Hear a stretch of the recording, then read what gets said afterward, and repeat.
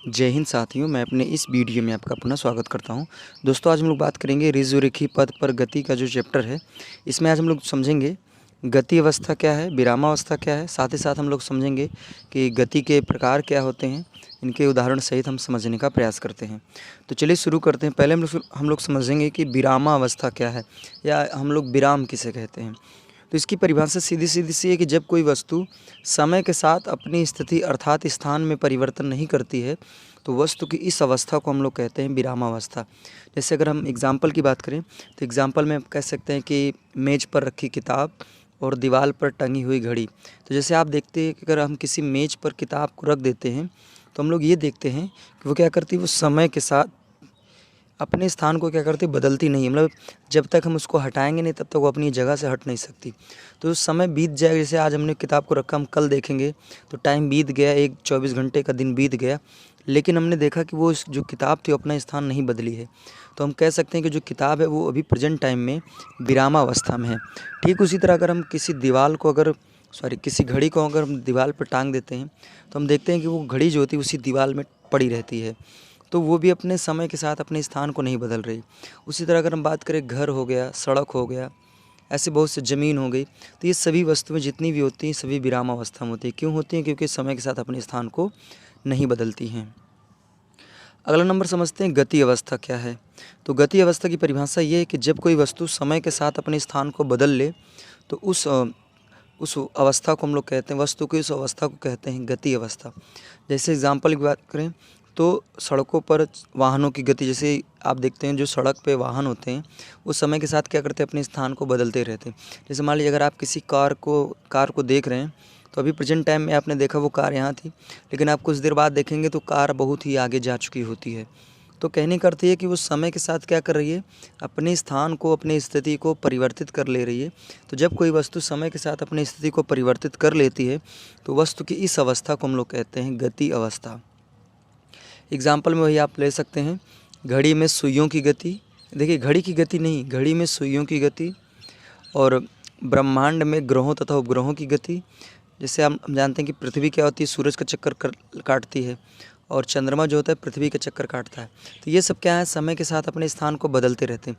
देखिए, जब पृथ्वी समय के साथ अपने स्थान को बदलती है, तो यही कारण होता है मौसम में परिवर्तन, गर्मी ठंडी बरसात आता है और दिन रात होता है। तो मतलब परिवर्तन होने की वजह से ही ऐसा हो रहा है। तो उम्मीद करूँगा यहाँ तक बातें कन्फर्मली समझ में आ गया होगा गति अवस्था किसे कहते हैं। अब बात करते हैं गति के प्रकार। तो गति बेसिकली दो प्रकार का होता है। एक होता है पथ के आधार पर, दूसरा होता है आवश्यक निर्देशांकों के आधार पर। तो आइए पहले हम लोग बात करेंगे पथ के आधार पर। तो पथ के आधार पर बेसिकली तीन प्रकार की गतियाँ होती हैं। पहला नंबर होता है सरल रेखी गति, दूसरा नंबर होता है वृत्तीय तथा घूर्णन गति, अगला नंबर होता है दोलनिक तथा काल्पनिक गति। देखिए, वृत्तीय गति और घूर्णन गति में भी अंतर है, दोलनिक गति और काल्पनिक गति में भी अंतर है। हालांकि इन दोनों का जो नेचर होता है, नेचर लगभग एक ही जैसा है, इसलिए इन दोनों को हम साथ में ले लिए हैं। तो पहले समझते हैं सरल रेखी गति क्या होता है। तो सरल का अर्थ होता है बेसिकली सीधा। सरल का यहाँ पे आसान, सरल का जो शब्द है आसान नहीं है, सरल का अर्थ यहाँ पे आप सीधा से समझ लीजिए।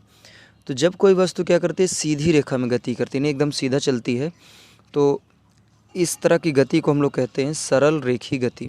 जैसे एग्जांपल की बात करें, तो आकाश में हवाई जहाज़ की गति, दूसरा नंबर होता है पटरियों पर रेलगाड़ी की गति। आप देखा करिए, अगर वायुमंडल में यानी आकाश में जब हवाई जहाज़ उड़ती है, तो देखते हैं एकदम सीधी रेखा में चलती है वो। उसी तरह अगर बात करें ट्रेन पे पटरियों पर ट्रेन की गति, तो ट्रेन भी क्या करती है, एक सीधी रेखा में गति करती है। तो हम इस तरह की गति को कह सकते हैं सरल रेखी गति। अगला नंबर समझते हैं कि वृत्तीय गति क्या होता है। तो वृत्तीय गति की परिभाषा ये है कि किसी निश्चित बिंदु से समान दूरी पर चारों तरफ अगर कोई वस्तु गति करती है, तो वस्तु की इस तरह की गति को हम लोग कहते हैं वृत्तीय गति। तो इसकी परिभाषा उम्मीद करेंगे समझ में आएगा कि किसी निश्चित बिंदु के चारों तरफ यानी समान दूरी पर चारों तरफ अगर वस्तु कोई गति करती है, तो इस तरह की गति को हम लोग कहते हैं वृत्तीय गति। अगर इसमें एग्जाम्पल की बात करें, तो आप समझ सकते हैं कि मौत का जो कुआं होता है, एक मतलब सर्कस होता है, मौत का कुआं। या आप लोग मेला वगैरह में देखे होंगे मौत का कुआं।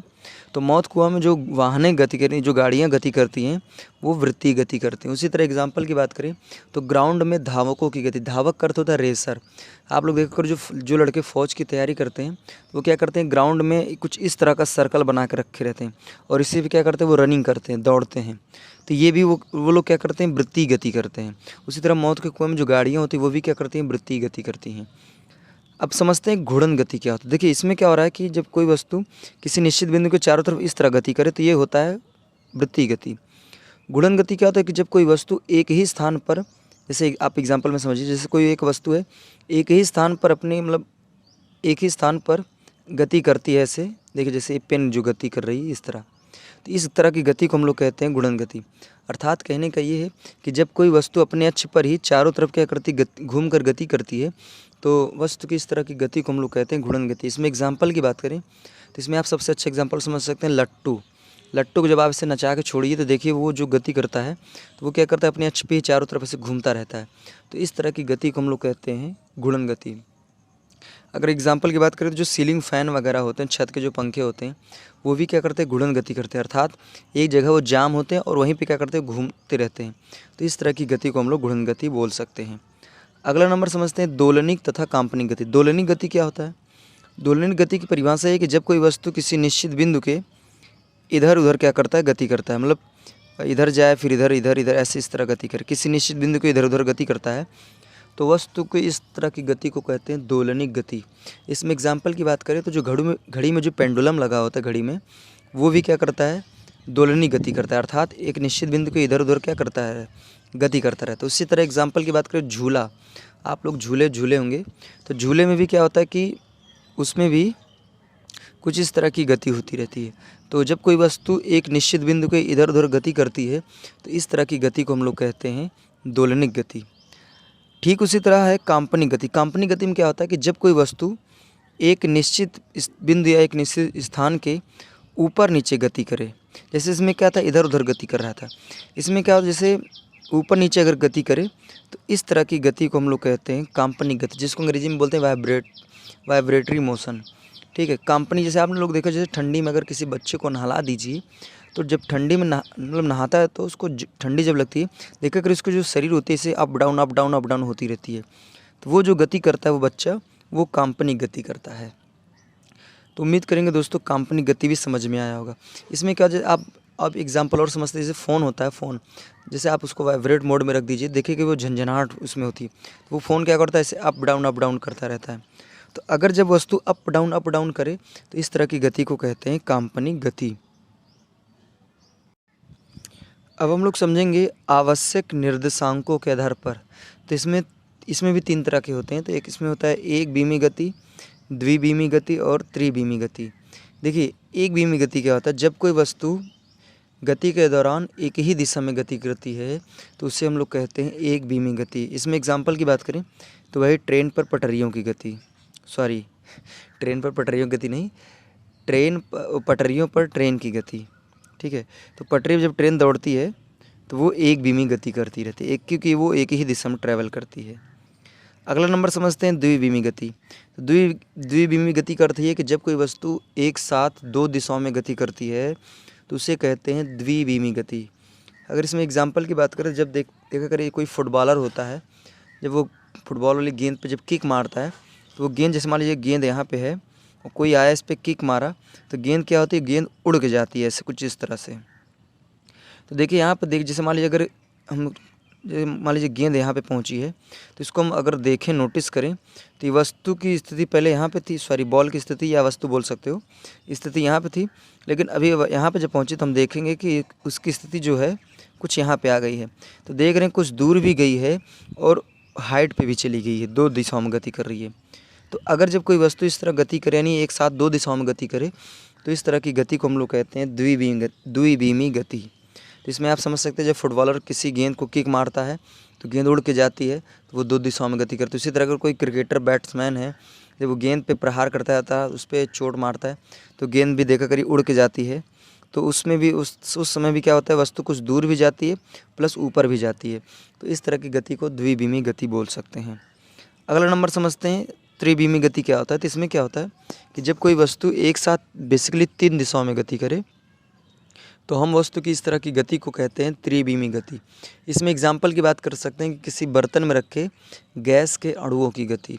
तो ये जो गैस के अणु होते हैं वो क्या करते हैं, एक साथ 3 दिशाओं में गति कर लेते हैं। तो हम कह सकते हैं कि वस्तु की इस तरह की गति को हम लोग त्रिविमी गति कहते हैं। तो उम्मीद करूँगा दोस्तों आज के इस वीडियो में मैंने बात किया विरामावस्था क्या है, गति अवस्था क्या है, गति के प्रकार क्या हैं, इनके उदाहरण सहित हमने बात की है। तो दोस्तों आप हमको इंस्टाग्राम और फेसबुक में भी फॉलो कर सकते हैं। हमने लिंक जो है डिस्क्रिप्शन बॉक्स में दे रखा है, आप वहां पर जाके हमें फॉलो कर सकते हैं। तो दोस्तों अब दीजिए इजाज़त, इसी तरह मिलेंगे हम लोग अगली वीडियो में। तब तक के लिए जय हिंद, वंदे मातरम।